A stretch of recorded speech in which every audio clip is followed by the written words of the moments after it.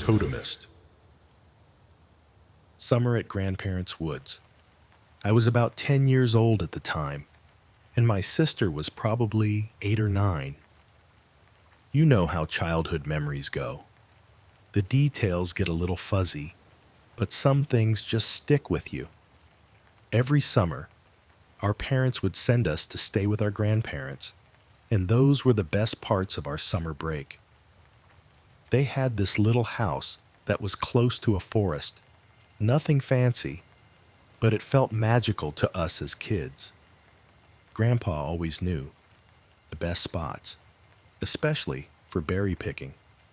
So one day, we decided to go for a short drive and pick some berries that Grandma could turn into jam.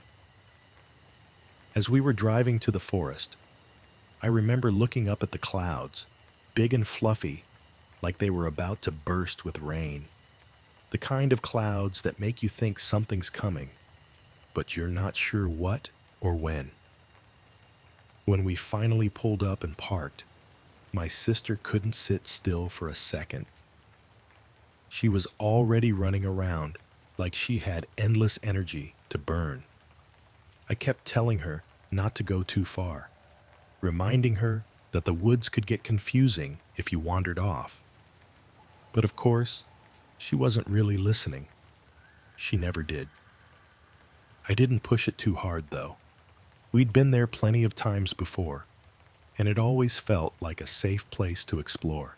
As we walked through the forest, we collected pine cones, searched for animal tracks, and got the usual lecture from Grandma about avoiding poison ivy.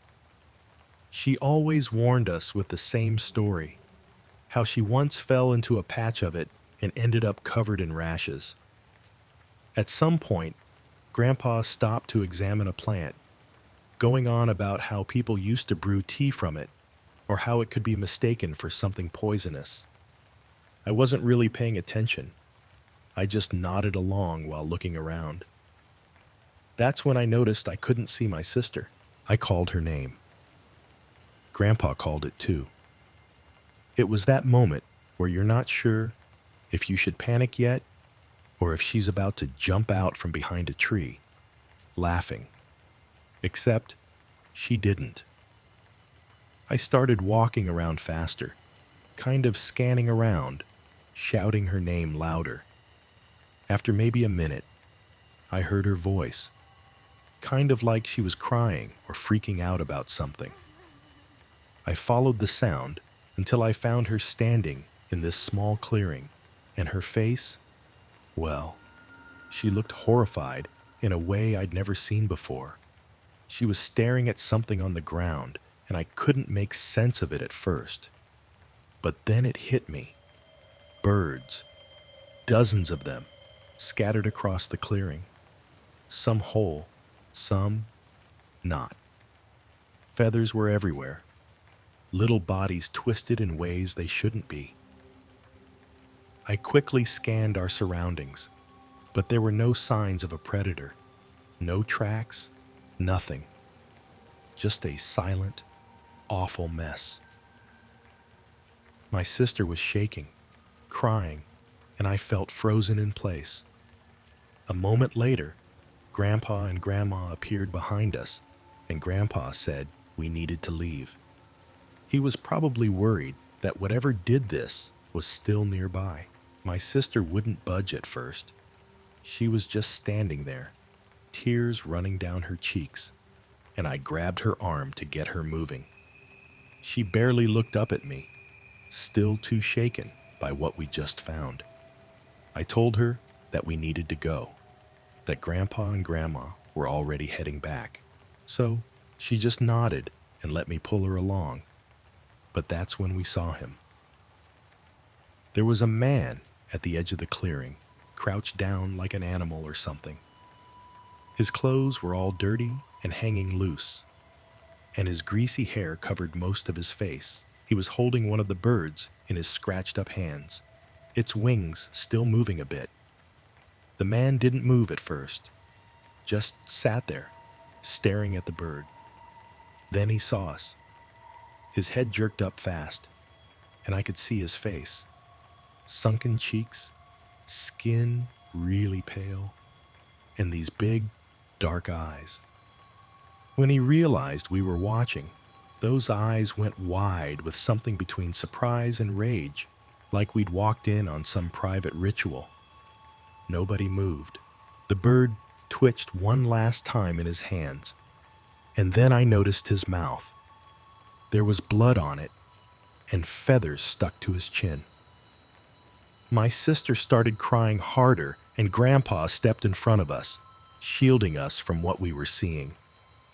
The guy mumbled something, his voice distant, almost robotic. It sounded like he was telling us we could stay, but there was nothing welcoming about it. I felt a wave of dread wash over us. Grandpa nodded sharply and motioned for us to leave. We didn't waste any time. I took my sister's hand, pulling her along as fast as I could. As we were walking, it started raining, heavily. The downpour quickly made it difficult to see our grandparents ahead of us, and I started losing sight of them as my sister grew tired and struggled to keep up. I angrily told her how important it was for us to move quickly, and she agreed with me, wiping away tears from her cheeks. But as we kept moving forward, I heard footsteps behind us. Heavy ones, as someone was stomping through all the branches and leaves. I looked over my shoulder just a little, and I saw it was the same man walking with us. My grandparents were yelling for us to keep going, and I was so scared my legs felt rubbery. My sister was sobbing the whole time, and I was terrified she'd trip and fall. And then what? I couldn't even think about it. Somehow, we found the main path. Maybe Grandpa knew exactly which way to go, because I didn't. I was just following whoever was in front of me. And at some point, I guess the man either slowed down or decided not to follow because I didn't hear him anymore. Or maybe we got so far ahead that he just gave up. I honestly don't remember the moment I stopped hearing his footsteps. I just remember getting out of the forest and seeing the car. My heart was pounding so hard, I felt like I couldn't see straight. We all jumped in the car. Grandpa started it right away, and we sped off. Nobody said a single word for the whole drive, except for Grandma kind of muttering something to herself. Maybe praying? I don't know. My sister kept sniffling, and I just stared out the window, looking at clouds, trying to convince myself I hadn't seen what I thought I saw. Back at the house, Grandma told us to stay put in the living room. I think Grandpa made a phone call because I heard him saying something about a man in the woods, but I didn't hear the whole conversation. Nobody came by to talk to us about it. No cops, no rangers, nobody. That night, our grandparents served us dinner, trying to keep things normal, but the tension in the air was impossible to ignore. And honestly, who could blame us? Something unbelievably freaky had just gone down, and none of us had any idea how to make sense of it. My sister and I are much older now, but we never talked about any of it, ever. Once we got home at the end of that summer, it was like we both just decided, without saying a word, that we'd never bring it up again. Not to anyone, not even to each other. It's just one of those things that don't fit into any normal conversation. Maybe we were worried people would say we were making it up, or that it was just our imagination. But I'm sure I saw that man with blood all over his arms, eating a bird. And I know he chased us. I still get uneasy even talking about it, because it's not something you expect to see in real life, especially not as a kid. The empty campground. I've always liked traveling alone. It's not some deep, introspective, soul-searching kind of thing. I just prefer my own schedule, my own pace. No waiting around, no compromises. There's something freeing about making decisions without considering anyone else's preferences or comfort levels. Maybe that makes me sound selfish, but I've learned to be honest with myself about these things. Solitude has become more than just a preference. It's a kind of meditation, a way to hear my own thoughts clearly without the static of other people's expectations. It started small, like most life-changing habits do. Little road trips here and there, weekend adventures in different cities, each journey building my confidence until it grew into an ambitious goal.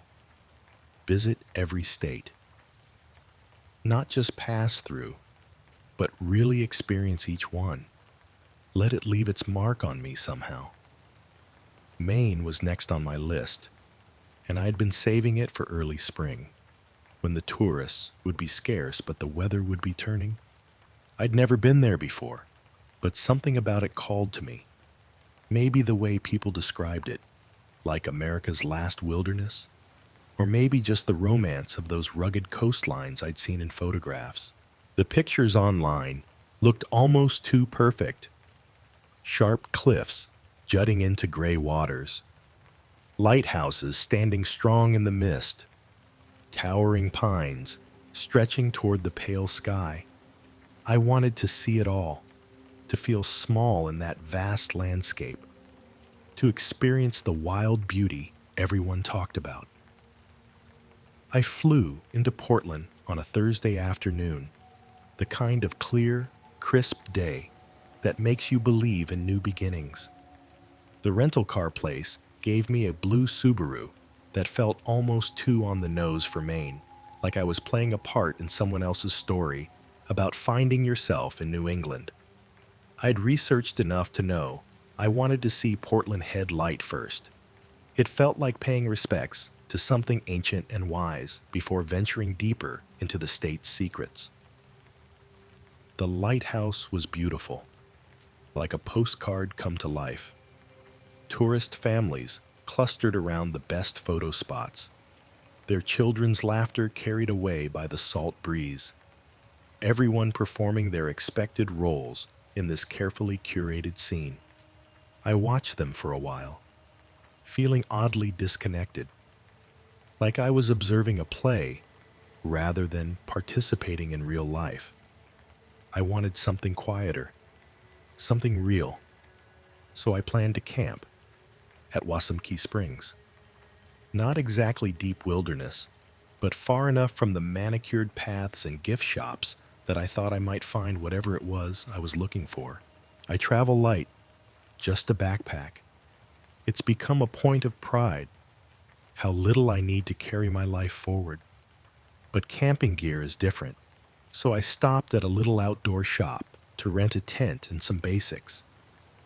The old man behind the counter had kind eyes that crinkled at the corners when he smiled, reminding me of my grandfather.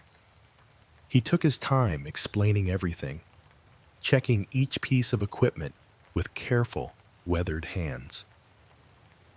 The drive to the campsite was easy. The roads wound through forests, just starting to shake off winter's grip, bare branches giving way to the first hints of spring green. When I pulled into the campground, the place was empty. Not just quiet, but completely deserted. The grounds were immaculate, as if someone had just finished cleaning up, but there were no other cars, no voices carrying on the wind, nothing but the sound of water lapping at the shoreline and wind in the pines. It was strange, sure, but I remember thinking how perfect it was, how lucky I was to have this slice of wilderness all to myself. I picked a spot near the water, set up my tent with the ease of someone who's done this dozens of times before, and since it was still early, decided to jump in the lake. The cold hit me like a physical force, stealing my breath before my body remembered how to work. After those first shocking seconds, though, it felt incredible, alive, awake, like my skin was finally remembering all its nerve endings after months of dormancy. Then night came, and everything changed. I don't usually struggle with camp setup. I've done this plenty of times, in all kinds of weather, but that night, everything felt wrong. The tent stakes wouldn't hold in the ground that looked perfectly normal. The firewood kept slipping from my hands like it was coated in ice. And the lighter, God, the lighter. It was like my fingers had forgotten how to perform even the simplest tasks. It wasn't nerves, wasn't fear, just this creeping frustration that made everything feel slightly off, like trying to walk straight after spinning in circles. Eventually, I got everything sorted and sat down for dinner. A weird mix of whatever I had grabbed at the store earlier: lettuce, canned tuna, rice, some apples. It wasn't great, but I wasn't picky. I remember thinking how peaceful it was, how the fire cast this perfect circle of light around me, making the darkness beyond seem almost alive in comparison.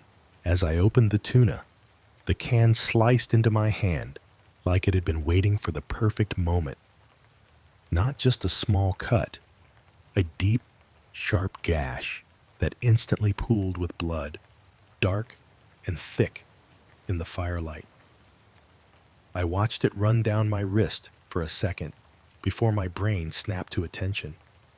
Bleeding alone in the woods was not a good idea. My car was parked a little ways back, so I hurried over, trying not to think about how the light from my headlamp made the trees cast strange, dancing shadows. The first aid kit was right where I'd left it in the glove box, and I wrapped my hand up as best I could, probably using way too much gauze, but better safe than sorry. Standing there in the empty parking lot, pressing the bandage tight against my palm, I finally let myself acknowledge how weird it was that I was still alone. On the way back, I must have taken a different path. I wasn't worried at first. How lost could you get in a commercial campground? But then the trees started to look unfamiliar, their branches reaching out at strange angles, their shadows pooling in ways that didn't quite make sense. Every rustling sound made me more aware of my bleeding hand, the scent probably carrying through the woods like a beacon. The thought of animals didn't scare me as much as the growing certainty that something was fundamentally wrong with this place, like I had stepped through an invisible boundary into somewhere else entirely. I walked faster. Then, through the trees, I saw it. Light. A faint yellow glow between the trees made my heart leap with relief. My camp, I thought, had to be. But as I got closer, that relief curdled into something else entirely. This wasn't my campsite. Someone else's tent stood there, their gear scattered around, a fire burning low and strange. But I hadn't seen any other cars, hadn't heard any other people. Who the hell was out here? I stepped closer, drawn by curiosity. The tent looked ancient, not just worn, but fundamentally outdated, like something from a museum display about camping in the 1970s. A cooler sat next to the fire, and when I lifted the lid, the smell hit me first. Rot and decay, and something else, something chemical and wrong. The food inside was expired, not by days or weeks, but years. Labels peeled away from cans in long curling strips, and what might have once been bread had become something else entirely. Something that moved slightly when I shut the lid. Next to the tent, neatly arranged, were bones, small ones, cleaned and bleached white by sun and time, stacked in deliberate patterns that seemed to suggest meaning without revealing it. Animal bones, I told myself, but I wasn't too sure about it. Something about their arrangement spoke of purpose, of ritual, of things I didn't want to understand. I took a step back, my foot catching on something hard, a rock maybe, or another bone, and I went down hard. Pain shot up through my ankle, but worse than that was the sound that followed. Movement inside the tent. I froze, every muscle tensing as I watched the zipper start to move. Slow, deliberate, like whatever, was inside wanted to savor the moment. I scrambled back, half crawling into the shadows of the trees, hardly daring to breathe. The flap peeled open with a sound that seemed impossibly loud in the quiet woods, and a man stepped out. He wasn't what I expected. Not some grizzled outdoorsman, not a wild-eyed hermit. He looked perfect, clean-shaven, hair neatly combed, wearing pressed slacks and a button-down shirt like he had just stepped out of a business meeting. Except for his feet. They were bare, pressing into the dirt and pine needles like they belonged there, like shoes had never been part of the equation. He turned, scanning the area, his eyes sweeping right over my hiding place. He knew I was there. I had to get out. Slowly, carefully, I backed away, each step measured and silent. But he turned his head slightly, nostrils flaring like he could smell me. The blood, maybe, or my fear, or both. My heart was hammering so hard I was sure he could hear it, the pain in my hand pulsing in time with each beat. Running wasn't an option. He'd hear me, catch me, and somehow I knew that whoever he was faster than me. So I tried to carefully walk a bit further, and then I did the only thing I could think of. I climbed. The tree bark was rough against my palms, scraping away skin as I pulled myself up branch by branch. My legs burned with the effort, but fear gave me strength I didn't know I had. I pressed myself against the trunk, trying to make myself as small as possible among the needles and branches. Below, the man walked toward the tree line with that same deliberate grace. He stopped at the base of my tree, and I could feel him looking up, though I didn't dare look down to confirm it. Then, from deeper in the woods, a sound, low, guttural, a wildcat. Another answered, closer this time. The man stiffened. His whole demeanor changed, the perfect posture slipping for just a moment to reveal something else underneath, something that didn't like the sounds any more than I did. He took one slow step back, then another, his movements no longer quite so smooth. And then he was gone, melting back into the shadows around his campsite like he had never been there at all. I stayed in that tree until my muscles screamed for relief, until the bark had left its pattern pressed into my skin, until the sky started to show the first hints of dawn. When I finally climbed down, my whole body trembling from cold and fear and exhaustion, I didn't stop to think. I ran to my car. My car was waiting exactly where I'd left it, and I drove. Didn't look back, didn't slow down, just pressed the gas and watched the miles tick by until I found a motel with a vacancy sign. I checked in, locked the door, and sat in the bathroom with the lights on until morning, jumping at every sound from the parking lot. The next morning, knowing I had to return the rental gear, I forced myself to go back. But when I reached my campsite, everything was gone. My rented tent vanished.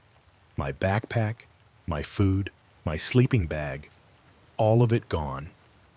Like I had never been there at all. The ground where my tent had stood was smooth, undisturbed, except for one thing. There, folded with military precision, lay a button-down shirt. Clean, pressed, identical to the one the man had been wearing. I left. Didn't ask questions. Didn't tell the camp office.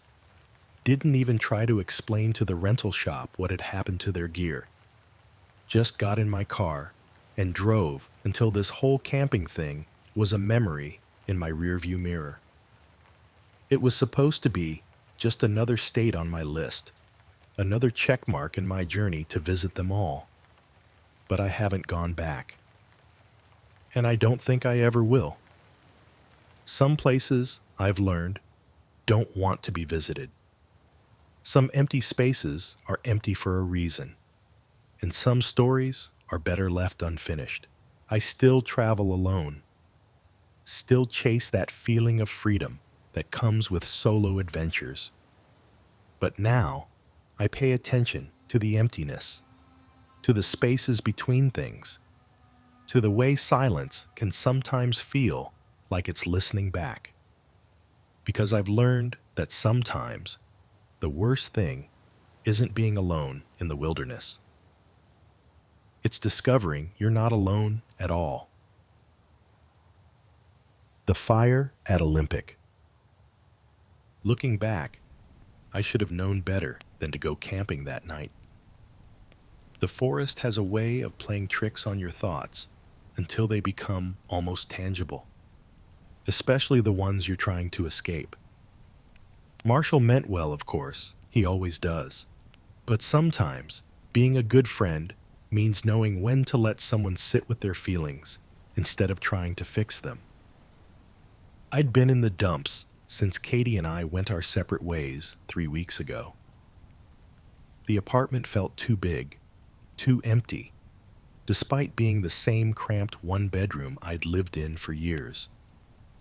Marshall had watched me gradually turn into a hermit, surviving on delivery food and half-hearted responses to his texts.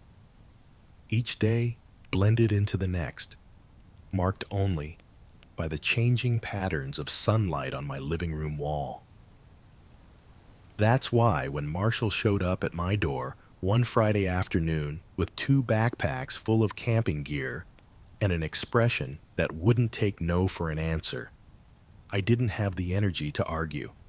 Maybe a part of me knew I needed this, needed someone to pull me out of the comfortable misery I'd settled into. Fresh air, a drink or 2, or 5, and absolutely no cell service, he declared, tossing one of the backpacks at me. Doctor's orders. The drive to Olympic National Forest was actually nice. Marshall has this way of filling silence without making it feel forced. It's one of the things I've always admired about him. How he can read a room, or in this case, a car. He kept the conversation light. Work stories, complaints about his noisy upstairs neighbor, theories about the next season of his favorite show. Not once did he mention Katie or relationships or anything like that. I found myself relaxing for the first time in weeks, watching the urban sprawl of Seattle gradually give way to increasingly dense woods. We hit the trailhead around 2 in the afternoon. The parking lot was empty except for a single ranger truck, which Marshall took as a good sign. Means we'll have the whole place to ourselves, he said, adjusting his backpack straps. No crowds, no noise, just pure nature. We hiked for hours through towering evergreens. The late afternoon sun filtered through the canopy, creating shifting patterns on the forest floor that reminded me of church windows. The air smelled of pine and earth, and the only sounds were our footsteps, birdsong, and Marshall's occasional commentary on the local flora, like, That's definitely poison oak, or maybe regular oak. Either way, don't touch it. The workout felt good, like I was finally using my body for something other than slouching. Marshall set a steady pace, not too fast, but consistent enough to keep us moving. Every now and then, he'd stop to point out a particularly impressive view or an interesting rock formation, but I could tell he was carefully steering us towards some specific destination he had in mind. By the time we reached our campsite, the sun was starting to set. It was a small clearing, nestled between several massive Douglas firs, with enough flat ground for our tent and a pre-existing fire pit ringed with stones. Marshall insisted on teaching me how to properly set up the tent, though I'm pretty sure he was making up half the technical terms he used, saying things like, "Now we need to engage the lateral support matrices." We gathered firewood together, and I actually found myself enjoying the simple, physical work of it all. Night settled in around us as we sat by the fire, drinking those fancy craft beers Marshall had lugged all the way out here.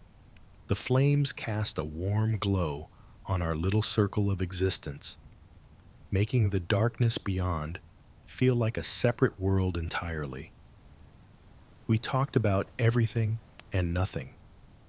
Childhood memories, embarrassing stories from college. That time Marshall tried to learn juggling and nearly set his apartment on fire. It felt normal, in a way nothing had felt since Katie left. I was in the middle of telling Marshall about my first cooking failure, which ended with a very angry smoke detector when it happened. At the corner of my eye, the fire just stopped. For a fraction of a second, the flames froze in place like a paused video. I blinked hard, certain I had imagined it. The flames were moving normally again, crackling and dancing like nothing had happened. "Hey, did you see?" I started. "See what?" Marshall took another sip of his beer. "Nothing, I guess. Maybe I'm just tired." I tried to laugh it off, but something felt wrong in a way I couldn't articulate. It was like that feeling you get when you're home alone and suddenly convinced someone's watching you. Completely irrational, but impossible to shake off. We fell back into conversation, but I kept watching the fire from the corner of my eye. Then it happened again, longer this time. The flames stood perfectly still, like a photograph, but I could still feel their heat on my face. The contrast between the unnatural stillness and the very real warmth made my stomach turn. "Marshall," I said, my voice tighter than I intended, "please tell me you saw that." He frowned at me, but there was a hint of concern breaking through his casual demeanor. "Ben, buddy, maybe we should switch you to water for a bit. I'm not... This isn't about the beer."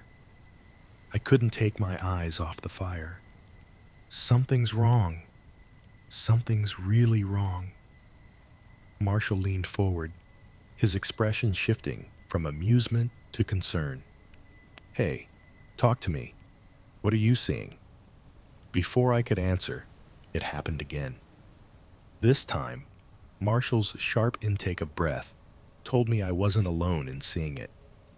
The flames stood frozen for several seconds, like a glitch in reality itself.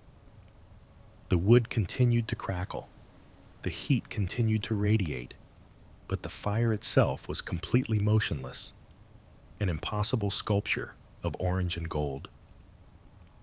"Okay," Marshall said slowly. "Okay, that wasn't normal." The fire resumed its natural movement, but neither of us could relax. Every shadow beyond our campsite seemed to hold some sort of malice. The forest that had felt so peaceful during the day now pressed in around us like a crowd of silent observers. The darkness between the trees felt thicker, more substantial somehow. The next freeze lasted nearly 30 seconds. The flames didn't flicker, didn't dance, didn't move at all. Just stood there like a solid object, still radiating heat. The wrongness of it made me want to throw up. When movement finally returned, Marshall and I shared a look of unanimous agreement. "We should go," he said, already standing. "Yes," I replied, perhaps a bit too quickly. "Yes, we absolutely should." We packed up camp in record time, barely speaking except to coordinate our efforts. The fire continued its unsettling pattern of freezing and unfreezing, each freeze lasting longer than the last.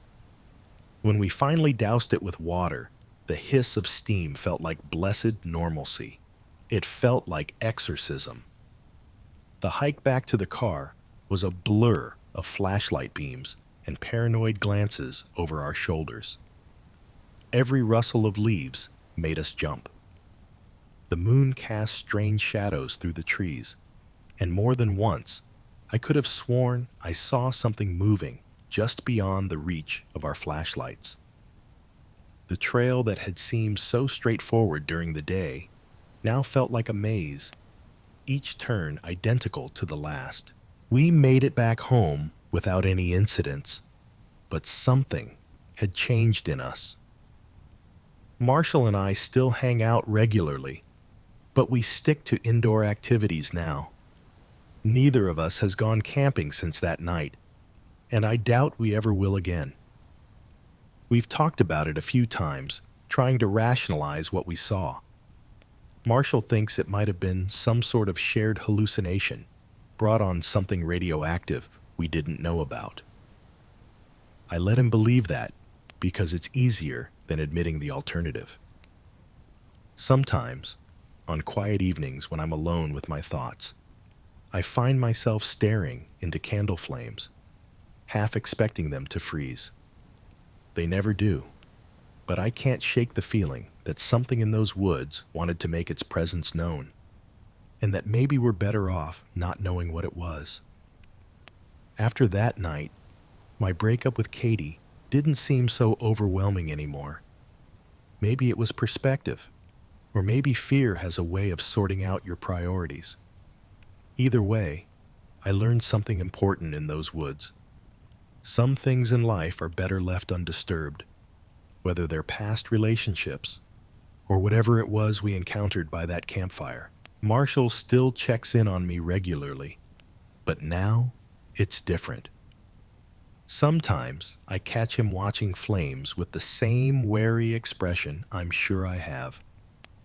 Some nights, when the wind howls and the shadows grow long, I wonder if somewhere in those woods, someone's campfire is burning, perfectly still, and the campers will never be seen again.